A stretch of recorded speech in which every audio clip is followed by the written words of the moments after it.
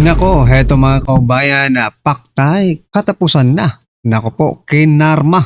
Palasyo bumagsak ka, Rimulya umamin. Nako po, Martin nagsalita, Binulgar Junior, lahat nagkagulo. Yan po ang ating alamin mga kaubayan sa video ito. Pero bago po natin simulan yan, palike naman po ng video ito, malaking tulong po yan. Maraming salamat po at eto nga. Bago po natin i-play yan mga kaubayan, eto pasadahan po muna natin itong mga nagte-trending na mga balita dito po sa social media at eto, unahin po natin to mga kaubayan na eto, si Bernadette Herrera, si Representative Bernadette Herrera, BH Party List Spokes, ayan, dati po itong congressman mga kababayan. Sabi niya po dito, itong lahat na nangyayari ngayon sa House of Representatives, iisa lang po ang goal nila.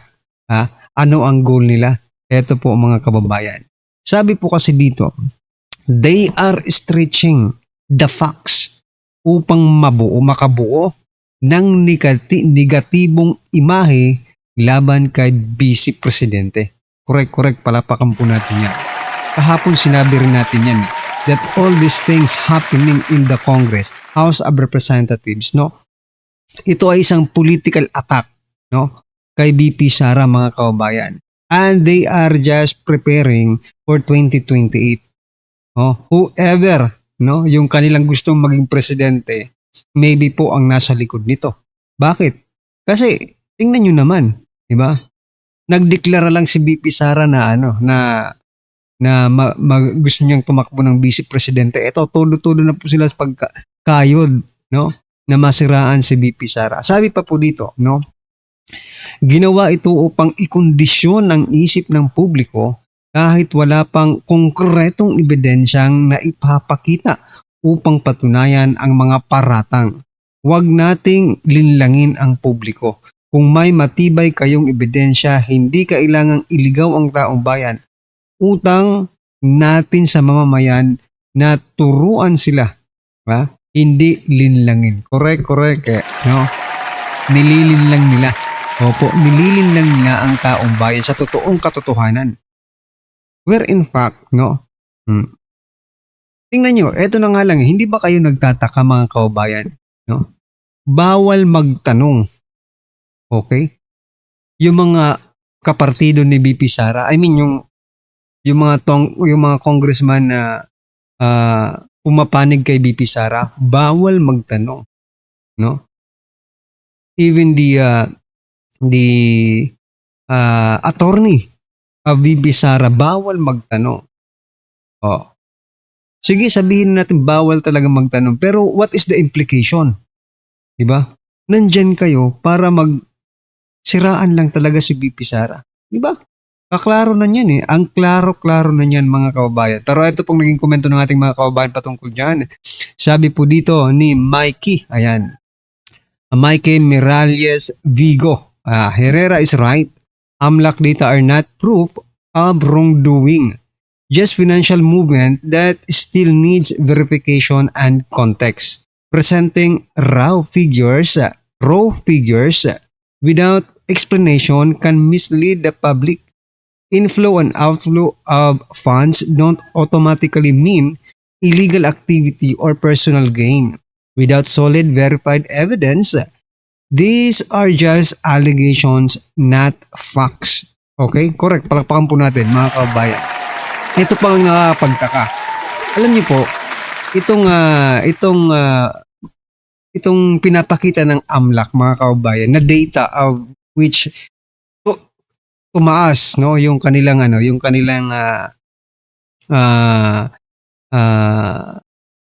pera, no?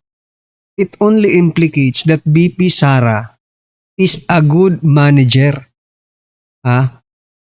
Manager kasi may business sila no? Or leader, manager or leader, the same lang yan di ba? Ngayon pa lang nag-i-implicate na po yan that BP Sara may be a good president in the future. Bakit? Okay? Tingnan nyo, napapalago niya yung business niya. Yung business nila, napapalago nila. Within 17 years, mga kabayan, naka-accumulate po sila ng 88 million. Okay? Correct me if I'm wrong sa figures. Okay? Pero what I'm trying to point out, this is signal na po ito sa atin eh. No? Parang, ang galing naman ni BP Sara kasi napalago niya yung ano niya eh. Yung pera nila, di ba? Sa ganyan, hindi bumagsak yung negosyo nila. So, ito po ay magandang implikasyon, mga kababayan. Kung siya man ang magiging presidente, maybe, no? Ganito ang mangyari sa ating bansa, maging progressive din, mga kababayan, because BP Sara did it to herself. Napaunlad nila yung pera nila. So, nag-gets nyo na mga kababayan, this is not a negative, no? Para sa kanila, this is a negative situation. Pero para sa atin, this is a positive. Nagkakaroon po tayo ng positive outlook, mga kababayan. No? Tineturn po natin yung negatibo nila into positive. O tingnan nyo ngayon kay Marcos, di ba? Dahil ang alam lang nila ay magkurakot, kaya ito ngayon ang bansa natin. Bagsak. Kita nyo na yan. Anyway, ano po ang inyong opinion patungkol dyan, mga karibyo natin? Just comment down below. Kasi eto, pasadahan din po natin ito. Grabe. Hirap na po talaga, no? Eto, hirap na po si Claire Castro. Ay, hindi ko alam kung nabobobo na rin ito. Kasi tingnan nyo sabi po ni Castro, hindi ramdam ni BBM na siya ang sinisisi ni Martin Romualdez. Ang sinabi po ni Martin Romualdez, executive. Sino po bang executive department? Hindi ba kayo? Si President Bongbong Marcos Jr., chief executive ng bansa natin? Ito, panoorin po natin to. Pakinggan po natin to, mga kabayan, And ultimately, yun nga po, sa kanya ang command responsibility as the president. Hindi po ganun ang tingin ng Pangulo. He doesn't feel that he's being blamed by the former speaker. Yes, because being the commander-in-chief, being the chief executive, ano po ba ang mandato ng isang presidente? Hindi po ba linisin ang mga anomalya sa gobyerno? The former speaker didn't mention the president's name in his statement, but he did say executive and command responsibility. So, ultimately, this falls on the president. Ano ang tingin ng Pangulo sa statement na to? Did he feel alluded to? And also, the word... So yan ano ang tingin ng Pangulo? Hindi po tingin ni Castro ang tinatanong dito Laglagan has been floated after this statement by the former speaker. What did you say? It will fall on the president? Yes, because ultimately, as the chief executive, sa kanya po yun. Hindi ho ganun ang tingin ng Pangulo sa naging statement ng former speaker. Hindi ganun ang tingin ng Pangulo dahil nga po, una po, 2025, nung nakikita niya na mayroong mga anomalya, siya po ang nagpautos na magpaimbestiga. Sinabi po nating executive, hindi lamang po ang Pangulo ang nasa executive. Kaya nga po, nagkaroon ng ICI, hindi lamang po nanatili na ad hoc. Hindi lang po ang Pangulo ang nasa executive, mga kabayan. Si BP Sara nandyan rin. Huwag ka nang mahiya, banggitin mo na si BP Sara. No? Nang masiraan mo naman ngayon. Yun lang yun ang gusto mong iparating. Castro, ayaw mo pang banggitin. Committee ang mag-i-investigate, nag-create ng independent investigating body para po hindi masabing merong kino-cover up. Lalong-lalo na patungkol sa deep. Anong walang kino-cover up? Naging cover up nga yung ICI. No? Yung BRC ni Lacson naging cover up din. Ano mo nasasabi yan? Ang lakas ng apog mo, Claire. Ang lakas ng apog mo. Grabe ka. Diba? PWH. At sa ating po nadinig ni statement ni dating speaker, sinabi po niya na pag-i-implement on the ground. So, kaya nga po siguro sa ngayon naiimbestigahan din po ang ibang mga naging opisyal ng DPWH. Akala ko, mga kababayan, yung ngayon nga po iimbestigahan si former Speaker Martin Romualdez. Hindi pala yung mga opisyal pala ng ano. Pero nakikita nyo ba? Hirap na sila. Bagsak na po, mga kababayan. Bagsak na po. Okay? Malapit na. Malapit ka nang tumalon sa bangka, Claire, okay? Malapit ka nang tumalon sa barko. Yan ang aabangan natin mga kababayan. Anyway, bago po natin i-play yung video mga kababayan, gusto ko munang i-share ito. Oh. Kasi di ba, nabanggit po ang pangalan ni Sammy Oy. Diyan po sa investigasyon nila, diyan po sa hearing nila, diyan sa House of Representatives, especially diyan po sa House Committee on Justice. Ito pa lang, may post dito si Martin Romualdez, no?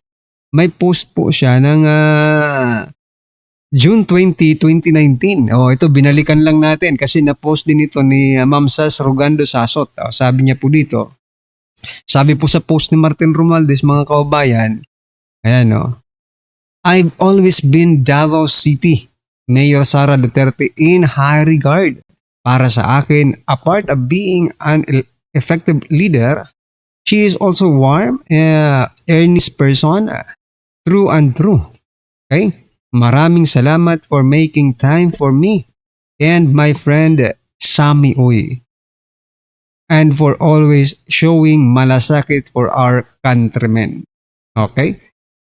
My friend Sammy Oy. Sabi po dito ni Ma'am Sas, si Martin pala ang friend ni Sammy Oy. Pero itong hinayupak na sino ito?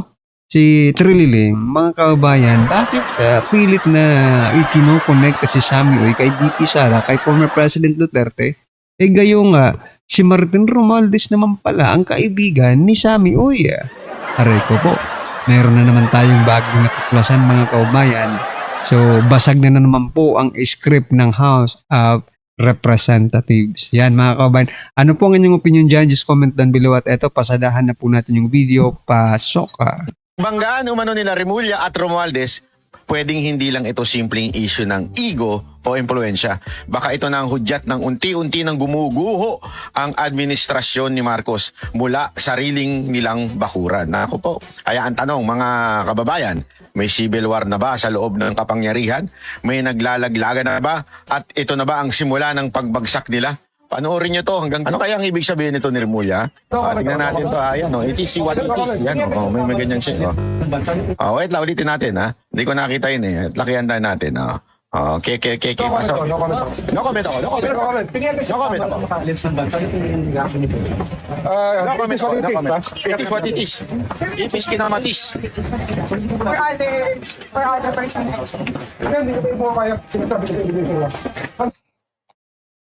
Sabi niya, sinasabi ko sa'yo, hindi kami papayag. Akala ko sasayaw na O kaya kakanta na, sinasabi ko sa'yo. Gaganon-ganon na si Remulla. Ano kaya to? Ba't niya, anong ibig niya sabihin nito? Sinasabi ko sa'yo, hindi kami papayag.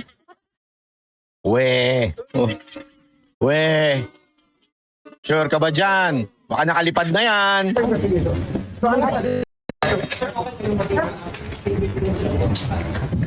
Wala pa kami dyan Wala pa kami dyan. Ano masabi niyo sa mga sinabi ni VP Sara kanina? Wala akong masasabi. Hindi mo walang cash ano ha? Ito po. Hindi ako familiar sa sala niyo. Thank you, sir. Check. Parang mainit na ulo ni Ombudsman. Masyado niyong ginigipit kayo media Mainit na ulo ni kasi nakahanap siya ng katapat niya.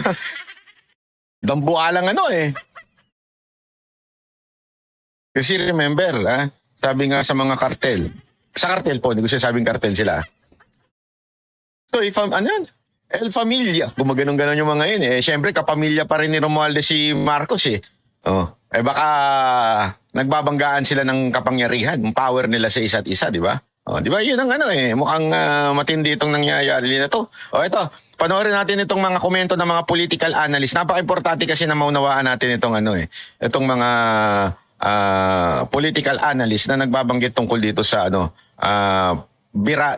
pag-amin ni Ito lang ang masasabi ko mga kababayan. Bakit ganitong nangyayari? Kung talagang very effective itong si President Bongbong Marcos Jr., based on what these loyalists are saying, na maganda naman, good. Kasi nga kay Mayor Isko, di ba? Sabi ni Mayor Isko, mga kababayan, good job si President Bongbong Marcos Jr. Pero teka lang, bakit ganitong nangyayari? Pamilya mismo ni President Bongbong Marcos Jr. ang naglalaglag na sa kanya ngayon. Una, si presidential sister Senator Amy Marcos, sinabing adik, no? Si President Bongbong Marcos Jr. Okay? Pangalawa, ito pong si Speaker Martin Romualdez, di ba? Nilalaglag din mga kaubayan. Bakit ganito ang nangyayari? Bakit nilalaglag siya? Kung talagang maganda ang kanyang ginagawa. Di ba mapapaisip ka talaga eh. Ni Romualdez. Wait, chatamate. Hindi pala, ito pa. Ito muna, yung tagalabas muna ang ano natin.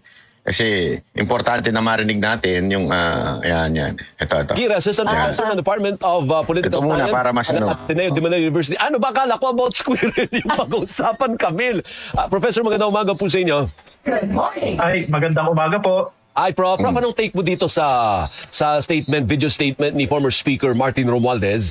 Sabi namin ni Doris, may mga idea na parang laglagan na. Yun na nga. Oo, admin Nako, versus the former laglagan. Speaker. Mukhang hindi na alay yung magpipinsan. Oo. Unang-una, baka pwede ko sabihin na bakit ngayon lang siya lumabas, no? Ayun. Bakit ngayon lang? So, yun yung unang-una kong punto doon. Tapos,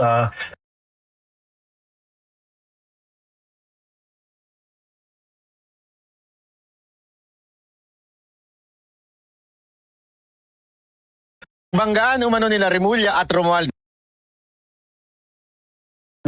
parang mabigat na ebidensya para magsabi na wala siyang parang role dito. So, yun yung parang dapat harapin ng dating Speaker of the House. So, yung kanyang statement, simula lang ito ng kanyang parang mahabang parang proseso na kung saan kailangan niya talagang mapatunayan na wala siyang role dito. Pero assuming that is true, yung sinasabi mo na parang sa budget, ang dulong paperman ng budget ang presidente. Kaya Yun, nga. baka hindi din pwedeng mag-ugas kamay yung presidente. Hindi mo akong natumpok mo. kinalaman dyan. Yun! Natumpok mo! Ang dulong proseso, siya, Oo. ang presidente, hindi ho ba? Yeah, yun yung burden ngayon ng So, para ngayon mga kababayan, si Alvin Il Chico ba ito? No? Dati kasi, di ba, kamping-kampi po ito. Binibira nito si Duterte. Ngayon, parang teka lang. Nag-iba na rin sila ng tono. Bigla sila nag-iba ng tono, di ba? Yung mga mainstream media. Yung mga kakampwit, yung mga, di ba?